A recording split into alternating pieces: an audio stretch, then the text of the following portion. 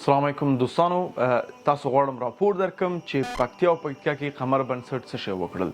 الحمدلله چې زموږ کوم سټراټیجیک پلان و حول دا و چې هغوی ته موږ ګرمه ډوډۍ ورکړو. چې کله موږ هلته لاړو خلکو مخکې نه ګرمې ډوډۍ غذا یې پخوله ورکوله، ضرورت نه و چې موږ دا کار کړی وی.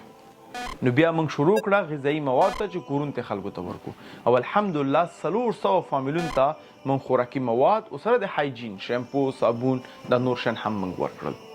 هغه نه بعد موږ 200 فامیلونو ته خیمې ورکړې چې کوم کسان چې خیمې نه درلودلې تر څو پورې خیمې ولري.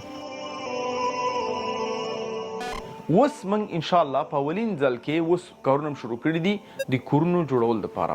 انشاءالله دوی کورونه بیرته جوړو.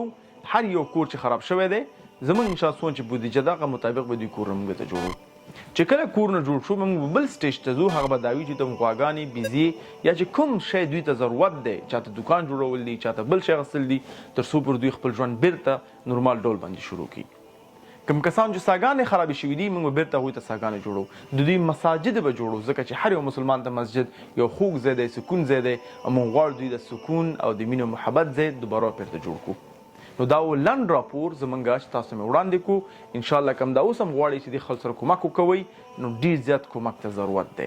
موږ دغه کومکونه فقط پکتیا او پکتیکا خوست ته نه محدود کوو، بلکې بدخشان او نور شمالي ولایتونو ته، کونړ ته او جلال آباد ته به هم ځي انشاءالله.